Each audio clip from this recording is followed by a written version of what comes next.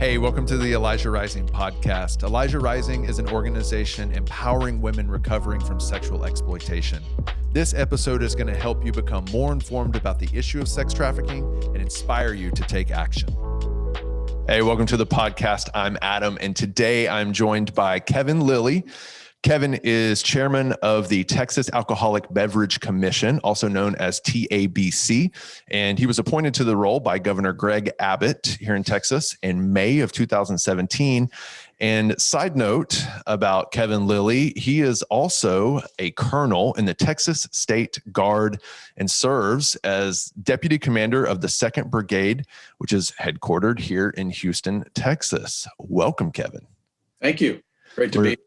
We're so happy to have you on the podcast today. And one thing I didn't put in the notes, but Kevin also was a tank commander at one point in his life as well, which is equally cool, but that's not what we're talking about today on the podcast.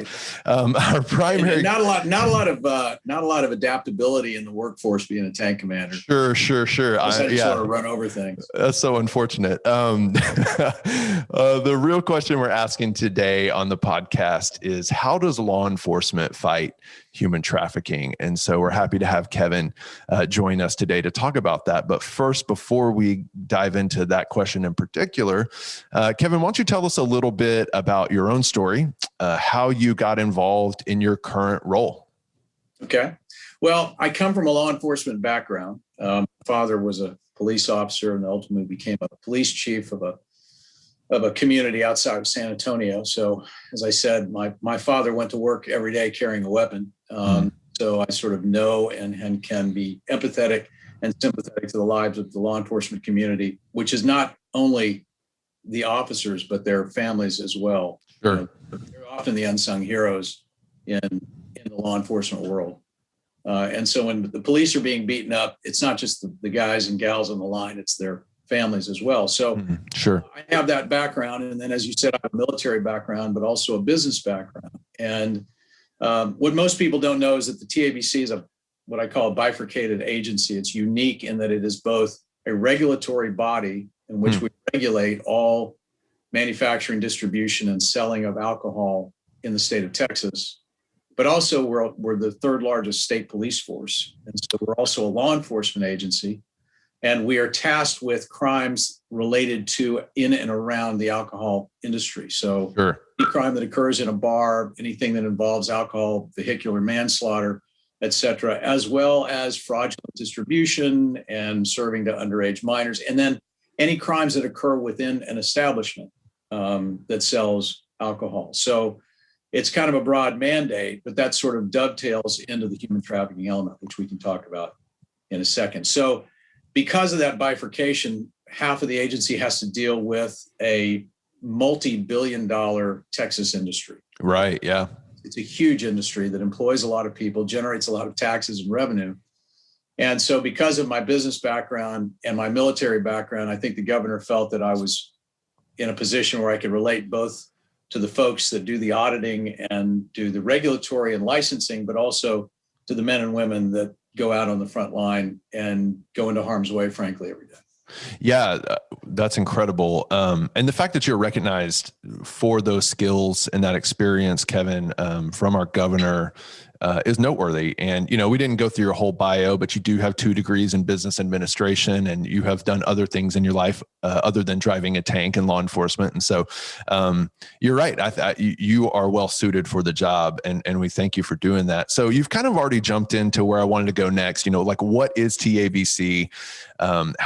What does the agency do? But especially, what role does the agency play in combating trafficking? This is an anti-trafficking organization, Elijah Rising, and our podcast focuses on that. And so there might be some viewers and listeners that are like, why is he talking to the Alcoholic Beverage Commission chairman? So why don't you help connect those dots for us?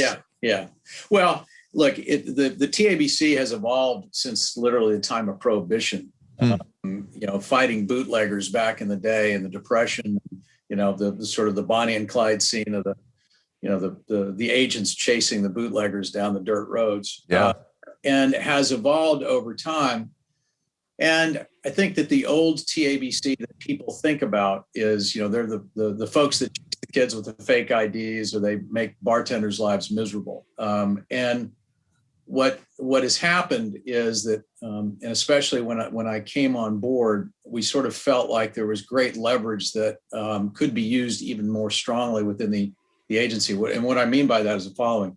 What most people don't realize is that the TABC is uniquely equipped to go into any licensed establishment. That is, anyone that sells, manufactures, distributes alcohol, any bar, any restaurant that has a license without a warrant.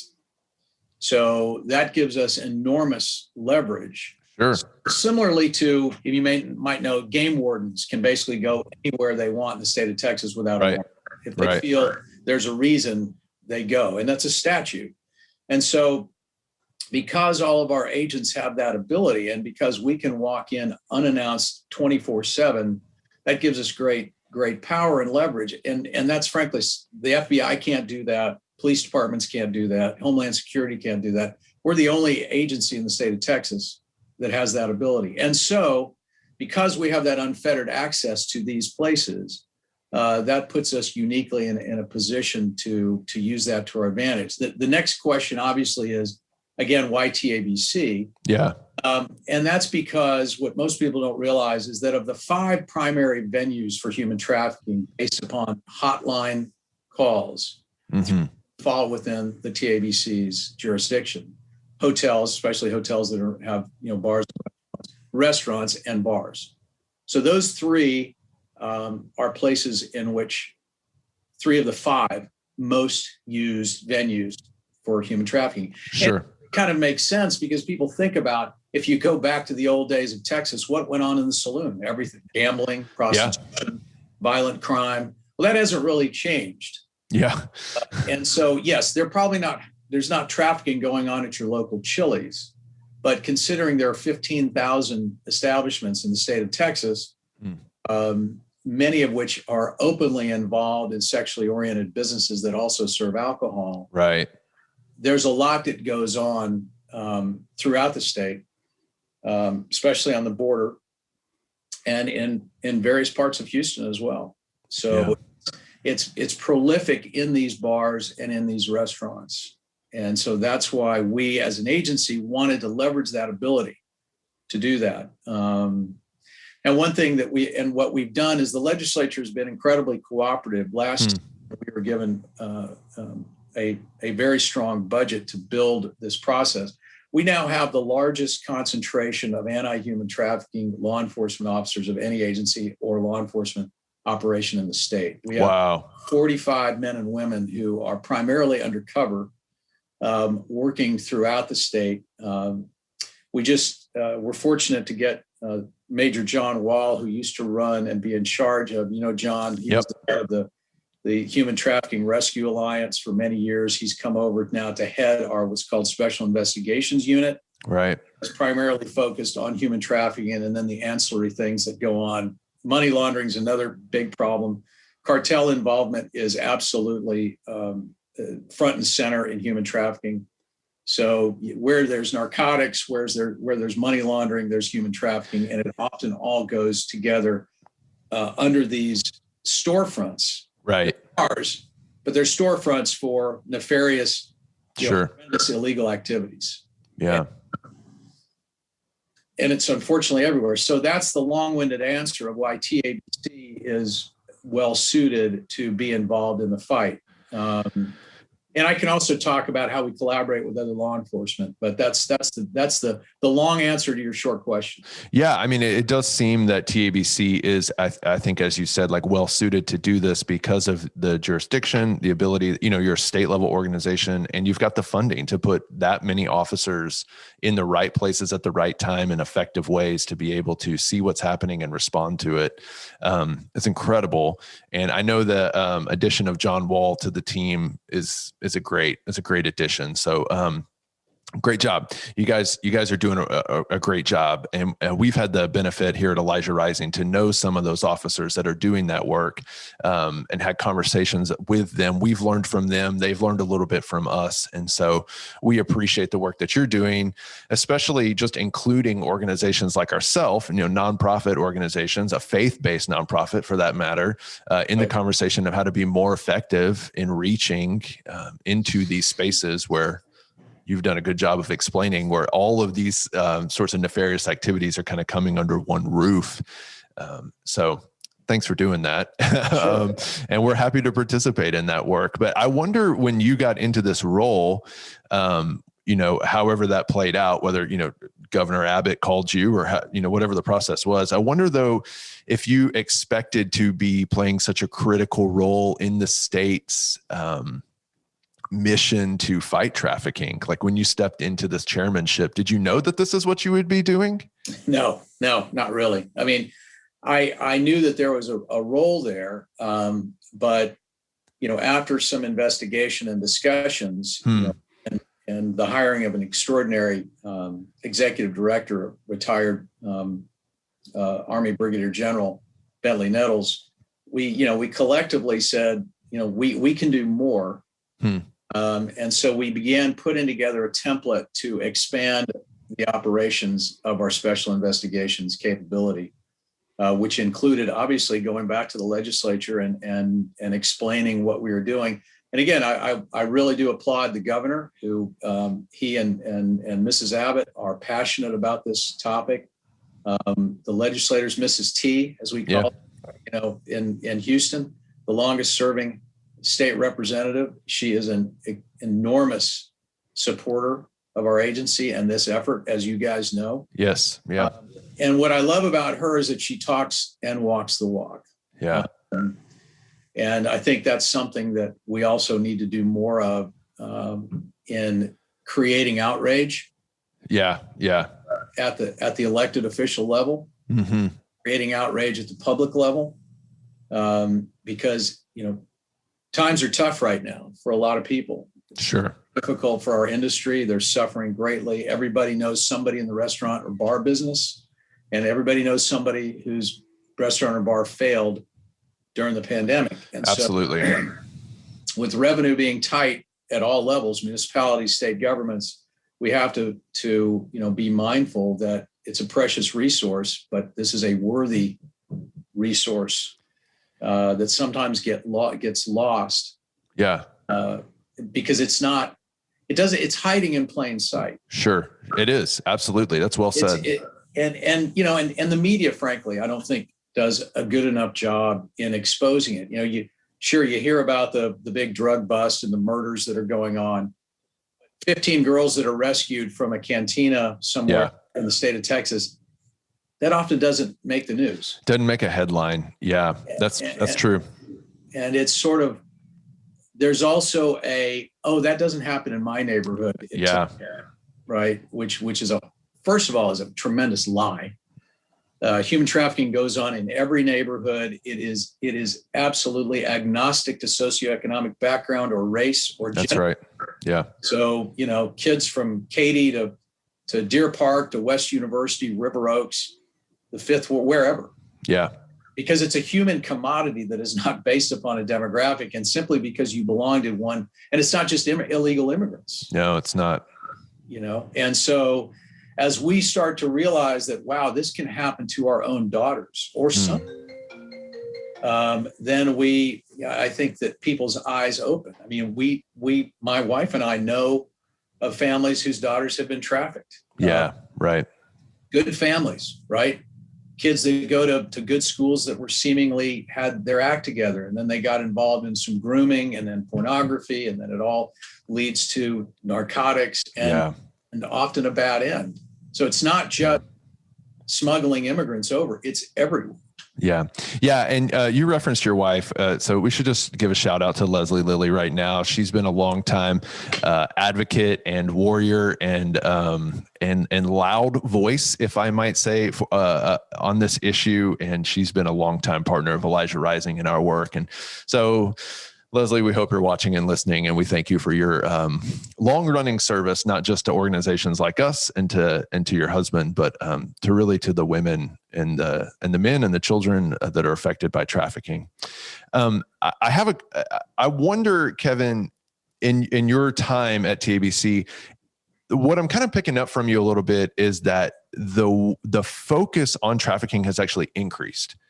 Right. Since you've been there. So what do you think the primary contributing factor to what's the primary contributing factor to the increased focus and resources? Because you're talking about, having 45 plus officers that are doing this work. How did it get there? Like, how do we replicate that across other law enforcement agencies and other spheres of influence as well to put more emphasis on this?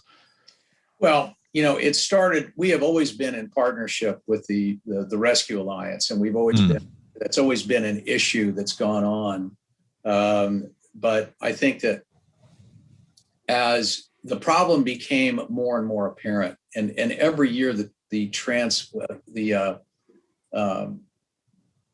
situations become more transparent. Sure. Awareness grows. Yeah. Right? Yeah. And so we simply, John Wall was a great example. We also hired a couple of former HPD officers, Captain David Witt and Alan Wallace, who had been sort of on the front line with HPD. They came and brought, I think, a great awareness. Captain Witt has been involved in our special investigations operation, working under Major Wall. And so as we grew the awareness, we realized that, we needed to do something about it. And so we made it.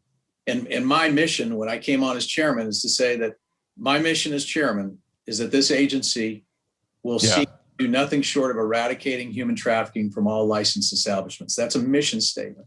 Wow. Complete eradication of human trafficking from all licensed establishments, anywhere that sells alcohol, et cetera. Now, that is an enormous task, right? And sometimes you feel like you're picking away at an iceberg. But nonetheless, as people make it a priority and people emphasize the priority, then the funding comes. And unfortunately, it's true with anything. Without the money, you can't do anything. Sure, absolutely. We know that. And this time of defunding police, I think, is so extraordinarily, it's so short-sighted because they're focusing on a few issues rather than the fact that we need to actually refund the police and perhaps redirect funding to dealing with this type of crime. It takes a lot of people. It takes boots on the ground. I mean, it's a long investigation process. Yeah, sure. Walk into a bar and say, okay, you're being trafficked. You're being, it's literally months of undercover operation. It's collaboration. We've done, we have to, whenever we go into an operation, TABC never wants to be the arresting authority because we never want to blow our cover. Right. Once you betray an undercover officer's identity, he or she is done. So their cover's been blown, and it's also an extraordinarily dangerous. Yeah. Cartels do not deal well with undercover operations. Sure. Absolutely. So I wonder, do you think, is law enforcement the solution? I mean, you've made it a mission statement within TABC, right? And I know that mission statement is narrowed to licensed establishments. You're not, like, your mission isn't eradicate trafficking across the world, right? But do you think law enforcement is the solution, or is the solution more complex? Does it demand more partnership? What do you think? Law enforcement is only an answer. It is the answer. It's not a singular or binary issue, right? It is all about collaboration with organizations. I think that law enforcement certainly can do a lot, but it has to be public awareness. It has to be, if you see it, talk about it. Yeah. You walk into the local steakhouse, and there may be people involved that are being trafficked, labor trafficked. Right? You walk into a restaurant, and there may be young women around the bar at a very fine establishment that may be trafficked. Sure. And I get into the argument with people that say, well, that's just prostitution. I shudder at the thought that anyone would minimize, a selling of your own flesh out of desperation as something that's just going on. And that's okay. And they should be able to do that. We should deregulate that like in Europe and it should be fine. But I find that no young man or woman wakes up one day and says, my career is going to be in the sex trade. That's right. A situation of desperation and or mostly victimization. And so the more that we as individuals are aware and the more outrage that comes from the public. So that's where a group like you all do such a good job. You're not limited by politics. You're not limited by government budgets. Yeah. You is outrageous and vocal and not worry about political repercussions.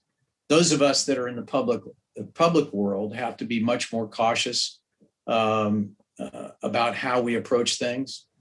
This is also, remember, an enormous business. This is a $150 billion global industry. Absolutely. Okay. Narcotics is about twice that. Mm-hmm. I promise you, there's not half the resources dedicated to narcotics enforcement as there is to human trafficking. A fraction of it. And so I think the other issue is, while everybody understands the problem, it's always the squeaky wheel gets the grease. Sure. It's where is most of, murders on the street that's a horrendous crime, but it's also a very visible crime. And it also results in outrage. And by gosh, we're not going to have any more murder. The murder rate's too high. We're going to increase the budget and increase our homicide department.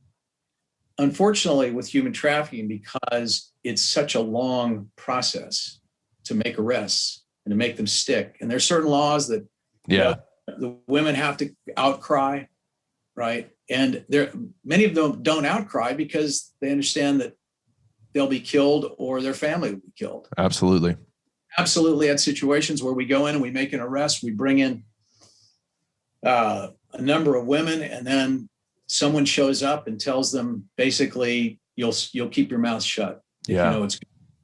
Yeah. And so we're trying to subtly change the law to make it more like where the arresting officer has the ability to use evidence to make the arrest, and it doesn't require outcry. But so it's a long process and complicated legal process.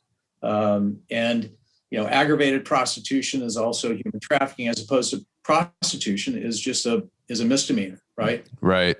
We also don't want to focus on the women. We want to focus on the handlers. The women are victims. In our mind, at our agency, and basically you talk to HPD or Harris County or Fort Bend County Sheriff's Department, they're not interested in putting these young women behind bars unless they feel they have to for their safety. Sure, right.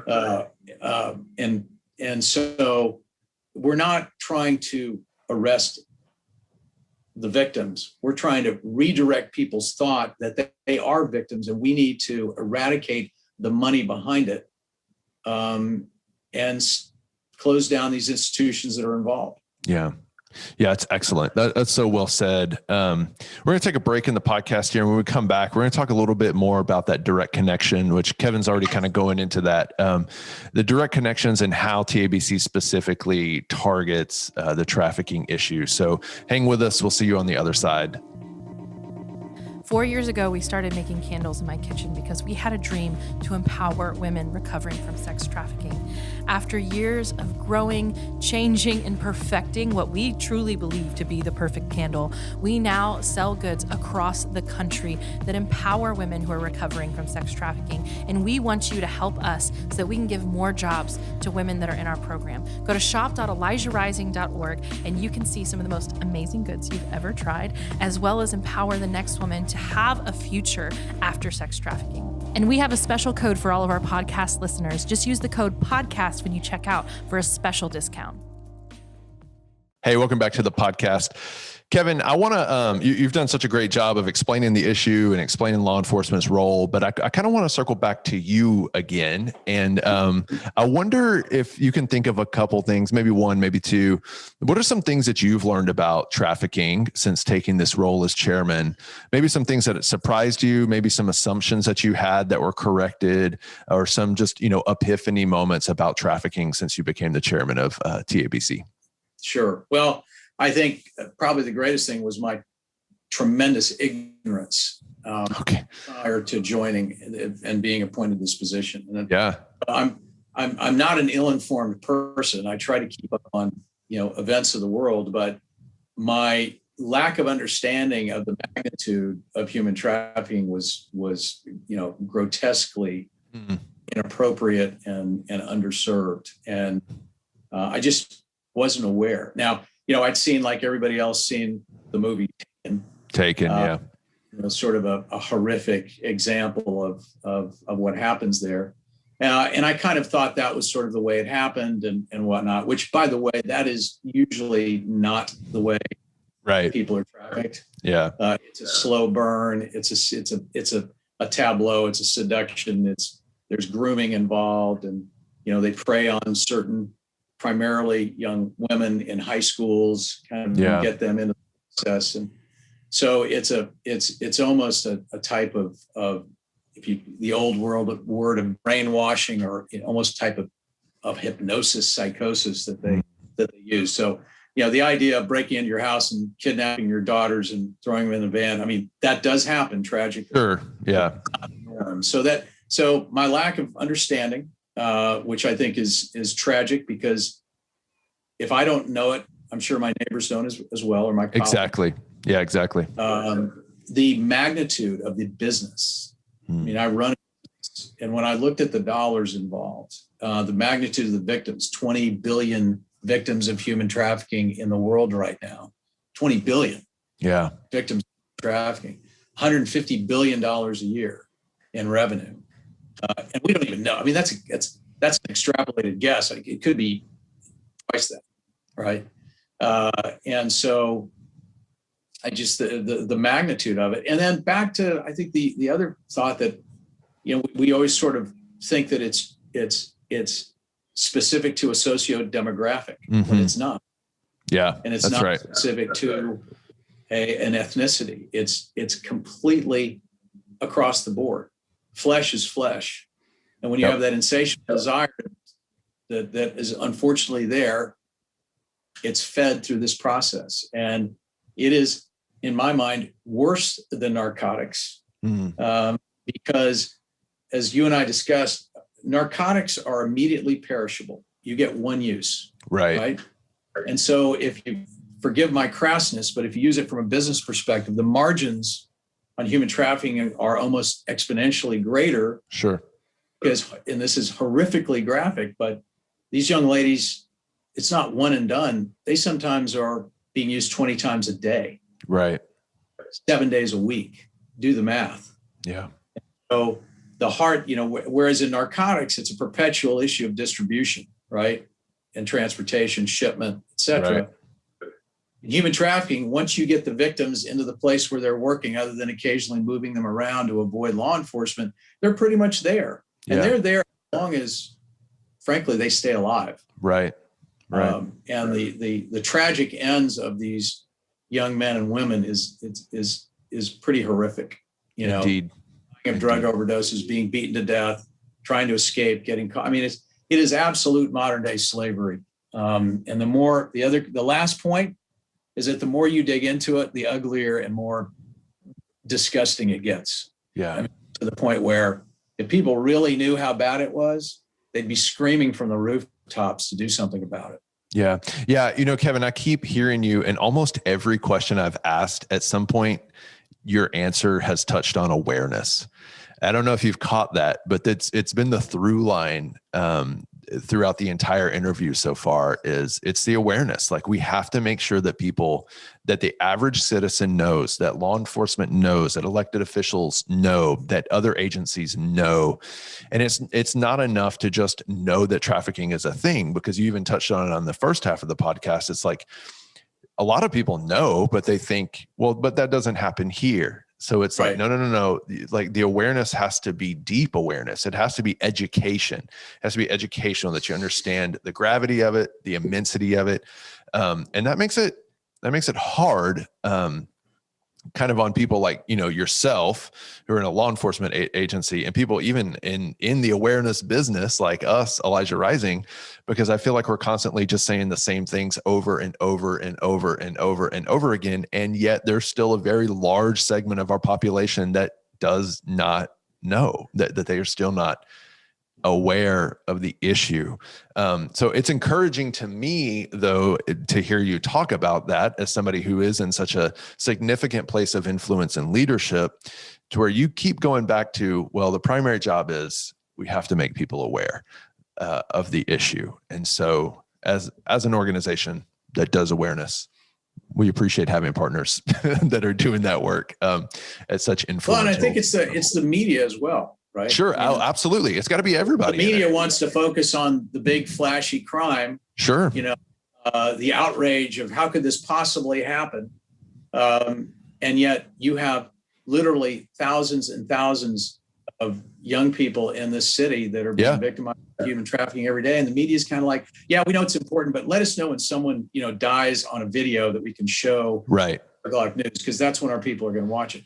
I mean, look, that hasn't changed for 100 years. Sure. In the journalism business. I'm not blaming the media. It's just a function of, I wish they would become a little bit more focused on the outrage involved here. And, they're trying to put their businesses, they're trying to put eyeballs on the TVs, and they know what sells. And it's all about ratings. Yeah, sure. And it's all about ratings. And I'm not saying they're bad people. I'm just saying I wish that they would be more aware and make of a priority within the news agencies. Yeah.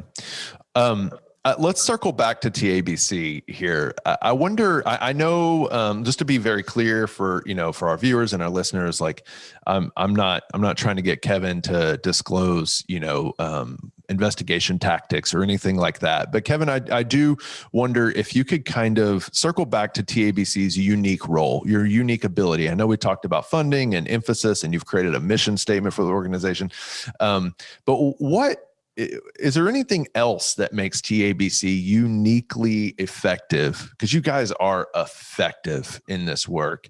What makes you uniquely effective in this fight against trafficking? Maybe juxtaposition to other agencies, even perhaps law enforcement agencies that aren't experiencing as much impact. What is it about TABC? Well, I'm going to back up by saying that, and this will answer that. Sure. And other law enforcement agencies are limited to what they can do legally, right? And so it has to be a collaboration. Yeah. I think as I mentioned before, TABC never wants to be the arresting agency because we frankly don't want people to know who you are. People. Yeah. I mean, undercover is a very delicate and incredibly, the most dangerous aspect of law enforcement is undercover work, without question. They are treated like spies. They're mercilessly treated. Yeah. The end of an undercover agent is not pleasant, and we never want to see our undercover agents placed in a position where their life is threatened more than it is in their normal course of work. Yeah, absolutely. So we have to rely upon uniformed, the FBI, which we do great work with, the local district attorney's office, the HPD, Harris County, all the different sheriff's departments. They're the ones that are ultimately going to go in and arrest the bad guys, right? We're providing them intelligence. So we're the eyes and ears. We're observing whether the van leaves the motel every day at 5:00 and 13 girls get out of the back of a van and go into this particular bar. Right. Watching that, and we're being very careful not to tip our hand. So, I mean, it's just basic undercover work. I think the effectiveness is really attributed both to General Nettles, our executive director, and we now have begun in collaboration with Texas A&M. So shout out to all the Aggie listeners. You went to UT though. That's bold of you to give them a shout out. Yeah, we love the Aggies. No, they do great work, and they're great supporters of law enforcement. Yeah, and the Chancellor Sharp has allowed us to use what's called, for you Aggies will know what's called the Rellis Complex, which was an old military base that they've used for us to do work, and we've created, I think, one of the best undercover operation training facilities in the country. Wow. may be on our website, but we're helping teach everybody how to do undercover ops. Wow. Because undercover operations is not just for human trafficking, it's narcotics, it's money laundering, it's any kind of crime that in which you want to be hiding in plain sight as a law enforcement officer. So our agency has done an extraordinary job under General Nettles and others to work on really trying to perfect the undercover aspect of law enforcement. And it's tough. First of all, I cannot imagine the bravery involved in some of our deep undercover agents who literally live a different life. Neighbors don't know what they do. Yeah. And they can never really come out from under that facade. And so it takes a certain type of person to do undercover work, because it's not like you can share what you do with a neighbor. Right. Sure. You may not even be able to share it with your family. Yeah. The anxiety that builds up within, they all deal with post-traumatic stress. Anybody who deals in law enforcement, frankly, deals with PTSD. It's not just a military phenomenon. Yeah. So, it's tough, but I think hopefully if there's a secret sauce, it's that we are really trying to do better at making that process and improving the process of undercover police work, which, every agency in the state, in the country, is supportive of us doing that. And every agency is absolutely behind trying to build their undercover operations. But it takes a tough, different type of person that wants to do that as a career. Sure. Yeah. Well, speaking of tough people who care about the issue, I want to turn to our listeners and our viewers of this episode right now. And I wonder, Kevin, if you can give them a tangible. We love doing this podcast, but we often want to end our episodes with something like a takeaway, like the so now what moment. So what can our listeners do to help? Is there a role that they can play? Can they participate? Can they, what can they do with all this information? Well, I think that anything that they can do to increase awareness of human trafficking is important. Your listeners are involved in faith-based organizations. They're involved in governmental organizations, in business organizations, breakfast clubs, lunch clubs, women's clubs, men's clubs. To the extent that they can make human trafficking a subject that is discussed within their organization. Yeah. If community outreach hour at your company, if there is a law enforcement hour at your breakfast club or your lunch club or your Bible study or what have you, having that as part of your agenda to say, at some point this year, we're going to talk about human trafficking and we're going to bring in a subject matter expert to talk about it. I think that is really important. And the more that we make people aware, the more that we want literally people to stand on the rooftops and scream outrage that, how can this happen? So I think that's really important. And also dealing with your legislators, whenever you sit down in a town hall, ask your representative, what are they doing about human trafficking? Yeah. They're in session right now. You can call them, email them, write them. They're in session right now. There are great champions within the Texas House and Senate, like Mrs. T and others, that are passionate about this subject. So the more they get the support from their constituents that, hey, we like what you're doing and we want you to do more. And we want you to know that we hope that you're placing human trafficking as a primary agenda item in this session. Then it's not just for us. I mean, every agency needs assistance, and everyone needs to be able to sharpen the sword to try to eradicate this crime. So, and I'll close with a vignette, which is not a good one. Okay. Because it's all about. We like to say that criminals don't operate at the speed of government. In fact, they operate at the speed of business, because there's no regulatory. They just make a decision and they do it. Right.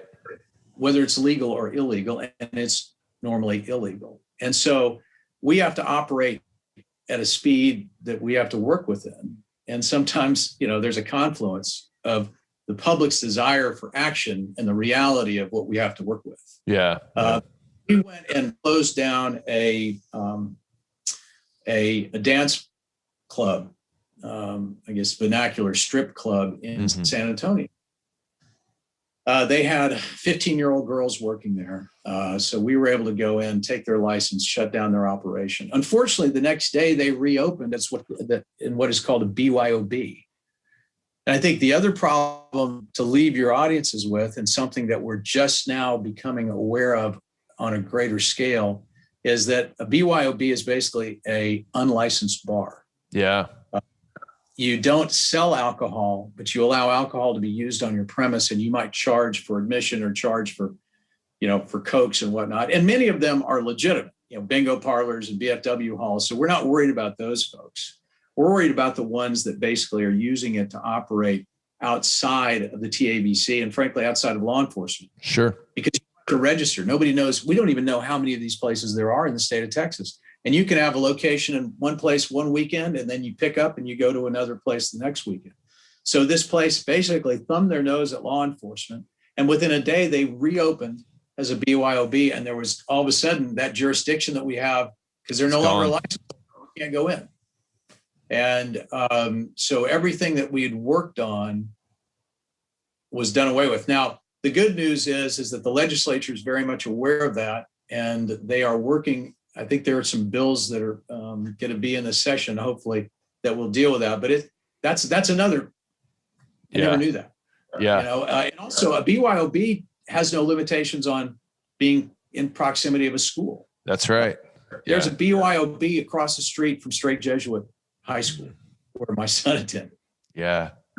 The priest there, he calls up and says, "Kevin, all this, there's violence spilling out. It's right across from the high school. What can you do about it?" And unfortunately, nothing. Yeah. Nothing about it. Yeah.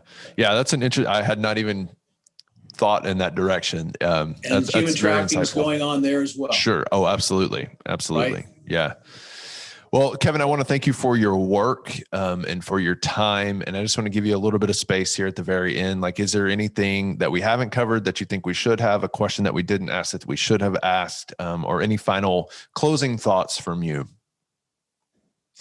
I in a public position, sometimes you have to be careful about expressing your faith openly. Sure. Definitely those that feel that is inappropriate or have a certain hostility. I am a man of faith. And, I believe that organizations such as yours, and I'm wearing a band, or Street Grace, faith-based organization dedicated to the ending of human trafficking. I know you know those folks. Yeah. And so I really applaud Elijah Rising, because you're focusing this on the spiritual aspect as well. This is not just a statutory violation. It is a crime against the soul of a person. Yeah. If you enslave someone and you dehumanize them, you basically are eradicating the soul from that person. You're putting them into a machine. And so I think as faith-based organizations, including churches, synagogues, mosques, temples, etc., I would hope that all faith-based organizations like yours would make this a priority. Yeah. That preachers would preach about it from the pulpit, that priests would talk about it, that imams would talk about it, rabbis would talk about it, that they would make their congregations aware of the problem and understand that this is, if you're a believer, this is a crime against God. Yeah. Yeah. And even if you're not a believer, it's a crime against humanity. That's right. And we should all be, of all beliefs and non-beliefs, united in this effort. So it's not a religious issue. It's not a Catholic issue. Yeah. It's an issue of humanity. It is. However you manifest that, it just has to be done. That's right. We could not have closed the podcast any better than that final statement. I appreciate that very much. I know our listeners do, our viewers do. And so, Kevin, once more, thank you so much for your work. Thank you for your service to this country at various levels. Thank you to your family, because I know this is a family issue for you guys. And thank you for taking the time to spend here with us. I know you're busy, you got stuff going on, but thanks for taking the time to be on the Elijah Rising podcast with us today. And we appreciate you very much. And thank you guys for all the great work you're doing, and anytime. Hey, thank you for tuning in to the Elijah Rising podcast today. If you found any value in this content, we ask that you would help further our work by subscribing to this channel and liking this video. As well, we would love to know what you think. So go ahead and comment below if you have any thoughts or reactions or questions. We read them all and we'll respond to as many as we can. Thanks again for viewing, and we'll see you on the next episode of the Elijah Rising podcast.